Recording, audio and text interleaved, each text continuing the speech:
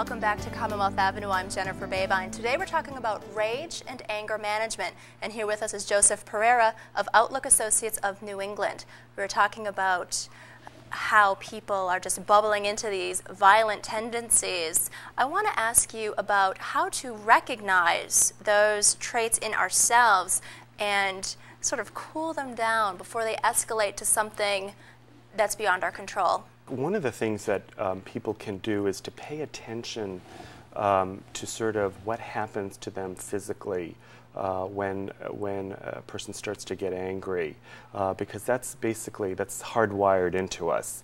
And if we can pay attention to that, we can start to think about, okay, maybe I'm starting to get angry where I might lose control and I need to do something.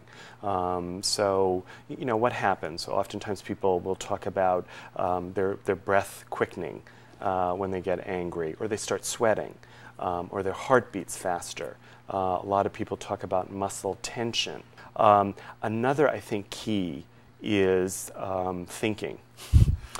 Something we don't do enough of, right. Obviously, if these things are happening. Right, but there are certain thoughts that will provoke us to become aggressive. So if I were working with you in the office and I asked you to do something for me, and you didn't, and if I thought, you know what, Jen did that on purpose, that's a kind of thought that's going to make me become more angry and potentially storm into your office and say, you know, why are you doing this?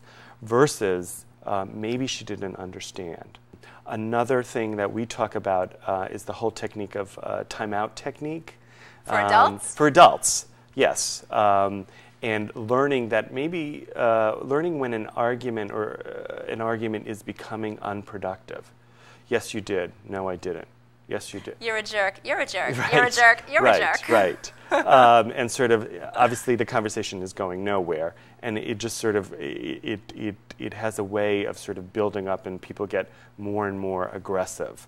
So being able to take a time out and say, you know what, I'm starting to say things that I don't want to say, and I'm afraid I may lose control. I'm going to take a break right now, and hopefully we can come back and discuss this. That sounds later. so mature.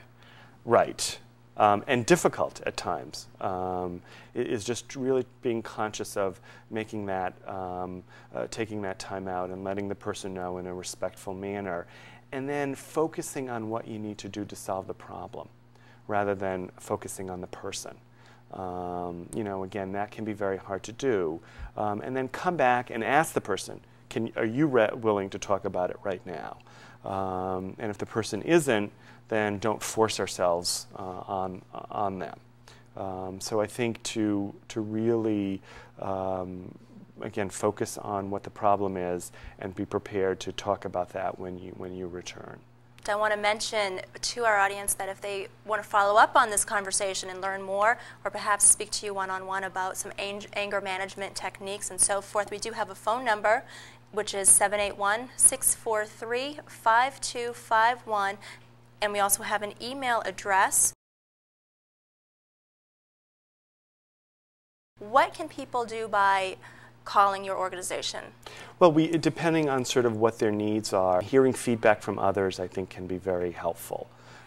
So just encourage people to call. Well, thank you for all that information. It's been a great program with a lot of valuable information. I'd say, too, just be nicer to people out there. Yes, I would agree. Thank you for joining us. And thank you for joining us for this edition of Commonwealth Avenue. For everyone here at WMFP, I'm Jennifer Babine. We'll see you next time.